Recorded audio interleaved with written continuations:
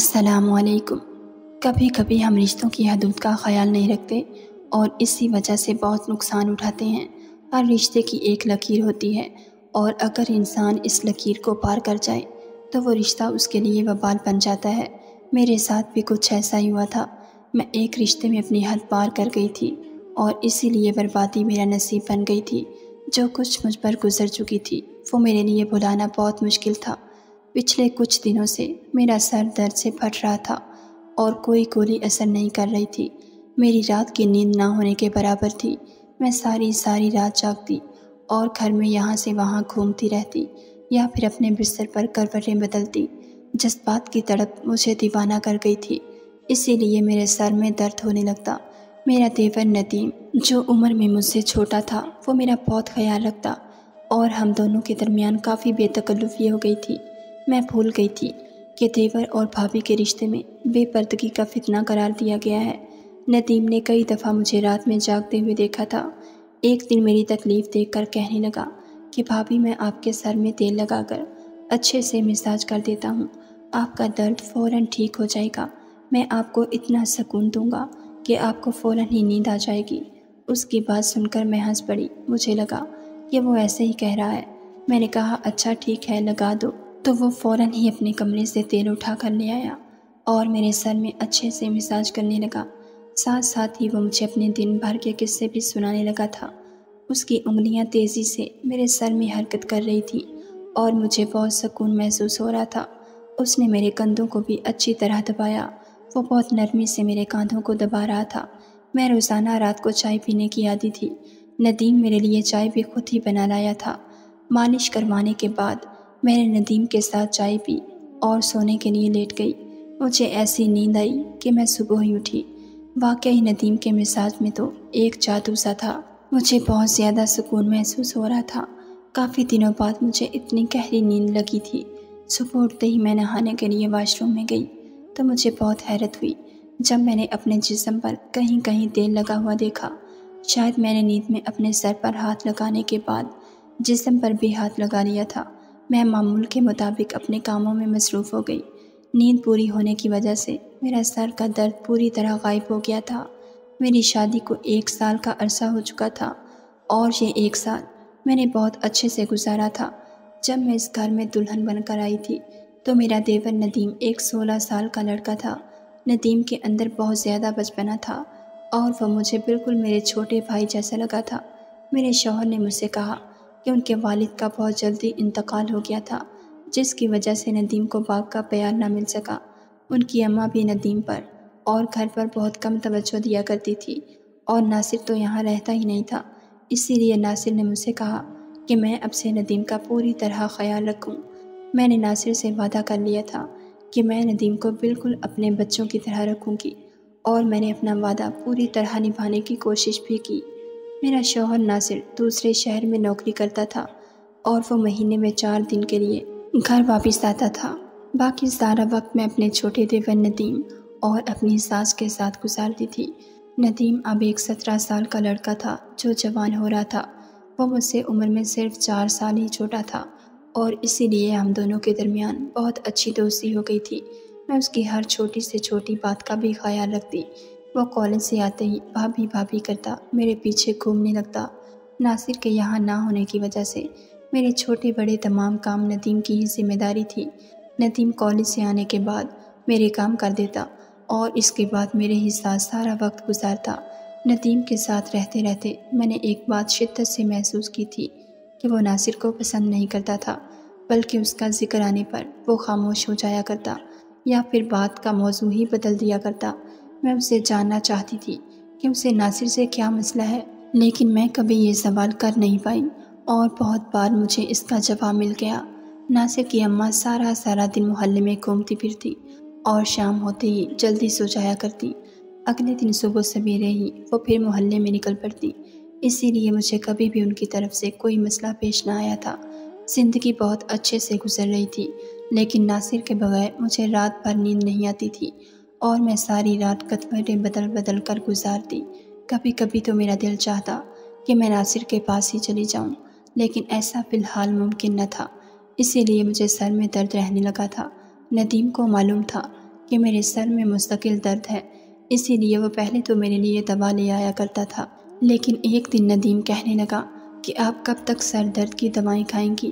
اس سے اچھا تو یہ ہے کہ میں آپ کا مساج کر دیتا ہوں، آپ کو بہت سکون ملے گا۔ میں نے ندیم سے کہا کہ مساج کرنے سے بہتر ہے کہ کچھ دن کے لیے مجھے اپنے بھائی کے پاس بھجوا دو، میں خود ہی ٹھیک ہو جاؤں گی۔ میری بات سن کر ندیم کہنے لگا کہ اگر آپ چلی جائیں گی تو میرا کیا ہوگا؟ میں تو اب آپ کے بغیر نہیں رہ سکتا۔ اس کی بات سن کر میں زور زور سے ہنسنے لگی تھی۔ وہ مجھ سے اسی طرح کی باتیں کیا کرتا تھا۔ ندیم کو واقعی میری بہت زیادہ عادت ہو چکی تھی۔ ہم دونوں اکثر ہی گھومنے کے لیے باہر چلے جاتے۔ وہ رات کو میرے لیے آئس کریم لے آتا اور ہم دونوں مل کر رات گئے تک ایک ساتھ مووی دیکھتے۔ میں ندیم کی پڑھائی میں بھی بہت زیادہ مدد کر دیا کرتی تھی۔ ندیم مجھ سے بے جھجک اپنا ہر مسئلہ بیان کر دیتا۔ میں ندیم کے ساتھ خریداری کے لیے جاتی تو وہ مجھے بہت ہی ماڈرن اور فیشنیبل کپڑے لینے پر مجبور کرتا۔ گھر میں تو وہ مجھے دوپٹہ بھی نہیں لینے دیتا تھا۔ میں جب بھی دوپٹہ لے کر کام کرتی تو وہ میرا دوپٹہ کھینچ کر ایک طرف پھینک دیتا کہ آپ اتنی گرمی میں یہ پہن کر کیسے کام کر لیتی ہیں۔ وہ ہر بات میں میری بہت زیادہ فکر کیا کرتا تھا۔ ندیم کو ہلکے رنگوں کے کپڑے بہت پسند تھے اور اسی لیے میں جب بھی اس کے ساتھ بازار جاتی تو وہ مجھے ہلکے رنگوں کے کپڑے دلاتا اور ان کی سلائی بھی بہت ہی فیشنیبل کرواتا۔ اسے میرے کپڑوں میں بہت زیادہ دلچسپی تھی۔ میں اکثر اسے کہتی کہ اس کی بیوی تو بہت ہی خوش نصیب ہوگی جب اس کا شوہر اسے اپنی پسند سے کپڑے ڈیزائن کروا کے دے گا۔ وہ میری بات سن کر کہتا کہ فی الحال تو آپ بہت خوش نصیب ہیں جو میں آپ کے لیے اتنی محنت کرتا ہوں۔ اور واقعی میں بہت خوش نصیب تھی کیونکہ مجھے ندیم کبھی بھی کسی کام کے لیے منع نہیں کرتا تھا۔ وہ میرے تمام جوڑوں میں گہرے گہرے ڈیزائن والے گلے بنواتا، بڑی بڑی چوک بنواتا جن سے اکثر میری کمر تک چھانکنے لگتی اور قمیض اتنی چوس ہوتی کہ کبھی کبھی مجھے سانس لینا بھی دشوار محسوس ہوتا۔ لیکن ندیم کو ایسے کپڑے بہت پسند تھے۔ میں اسے اپنے بچوں کی طرح رکھتی تھی، اسی لیے کبھی بھی اس کے پسند کا جوڑا پہننے کے لیے منع نہیں کیا۔ ہلکے گلابی رنگ کا جوڑا پہنے ایک دن میں باورچی خانے میں کام کر رہی تھی۔ گرمی بہت شدید تھی اور میرا پورا جسم پسینہ پسینہ ہو رہا تھا۔ میرے لباس سے سب کچھ عیاں ہو رہا تھا اور میں دوپٹے سے بے نیاز جلدی جلدی کھانا پکانے میں مگن تھی کہ جب اچانک ہی ندیم پیچھے سے چلا آیا، مجھے دیکھ کر کہنے لگا کہ آج تو آپ بہت ہاٹ لگ رہی ہیں۔ اس کے اس بے باک تبصرے پر میں بشرمندہ ہو گئی اور جلدی سے اپنا دوپٹہ ڈھونڈنے لگی تو ندیم کہنے لگا کہ بھابھی میں تو مزاق کر رہا تھا، آپ آرام سے اپنا کام کریں۔ اور وہ باورچی خانے سے نکل کر چلا گیا۔ ناصر جب مجھ سے ملنے کے لیے واپس آتے تو ان دنوں ندیم مجھ سے بہت ہی کم بات کرتا اور سارا وقت پڑھائی میں مگن رہتا۔ ناصر بہت خوش تھے کہ ندیم بہت محنت سے پڑھائی کر رہا تھا اور میں بھی ان دنوں ناصر کے ساتھ اتنی مگن ہوتی کہ مجھے ندیم کا بدلا ہوا رویہ بھی محسوس نہ ہوتا۔ ناصر بس 4 دن ہی میرے ساتھ گزار کر واپس چلے جاتے اور ندیم پھر میرے ساتھ پہلے کی طرح ہی پیش آتا۔ وہ میرے معاملے میں بہت ضدی سا ہو گیا تھا۔ وہ چاہتا تھا کہ وہ مجھ سے جو کچھ بھی کہے میں فوراً اس کی بات مان لوں۔ اس کے دوست کے بھائی کی شادی تھی اور وہ میرے پیچھے لگ گیا تھا کہ میں بھی اس کے ساتھ چلوں۔ پہلے تو میں نے منع کر دیا، لیکن جب اس کا اترا ہوا چہرہ دیکھا تو مجبوراً میں مان گئی۔ لیکن میں سوچ رہی تھی کہ اس کے دوست کے بھائی کی شادی میں جا کر کیا کروں گی۔ لیکن وہاں جا کر تو مجھے بڑی حیرانی کا سامنا ہوا۔ ندیم کے سبھی دوست مجھے بہت اچھی طرح سے جانتے تھے اور اس طرح مل رہے تھے کہ جیسے ہم پہلے بھی بہت دفعہ مل چکے ہوں۔ ندیم کا ایک دوست کہہ رہا تھا کہ ندیم ہر وقت آپ کا ہی ذکر کرتا ہے اور وہ آپ کی بہت تعریف کرتا ہے۔ وہ سب مجھ سے ملنے کے خواہش مند تھے اور مجھ سے مل کر بہت خوش ہو رہے تھے۔ واپسی پر میں نے ندیم سے پوچھا کہ تم اپنے دوستوں سے میرے بارے میں ایسی کون سی باتیں کرتے ہو جو سب مجھے اتنی اچھی طرح پہچانتے ہیں؟ ندیم کہنے لگا کہ آپ تو میری سب کچھ ہیں، میں ہر وقت آپ کی بات کرتا ہوں۔ اس وقت میں ندیم کی بات کا مطلب سمجھ نہ پائی تھی، لیکن جس دن مجھے اس کی بات کا مطلب سمجھ آیا میرے قدموں تلے سے زمین نکل گئی تھی۔ ندیم روز رات کو ہی میرا مساج کرنے لگا تھا اور میں سکون کی نیند سونے لگی تھی۔ لیکن جب اگلے دن مجھے اپنے جسم پر جگہ جگہ تیل کے نشان ملتے تو میں حیران رہ جاتی اور اسی لیے ایک روز میں نے اپنے کمرے میں کیمرہ لگایا اور ندیم سے مساج کروانے لگی۔ مساج کروانے کے تھوڑی ہی دیر بعد مجھے ہمیشہ کی طرح نیند لگ گئی اور صبح اٹھ کر جب میں نے کیمرے کی ریکارڈنگ دیکھی تو میرا سانس رک گیا۔ میں سوچ بھی نہیں سکتی تھی کہ ندیم میرے ساتھ ایسا بھی کچھ کر سکتا تھا۔ میں تو ندیم پر بہت زیادہ بھروسہ کرتی تھی اور اسے اپنا چھوٹا بھائی سمجھتی تھی، لیکن اس نے تو دیور بھابھی کے رشتے کا لحاظ بھی نہ رکھا۔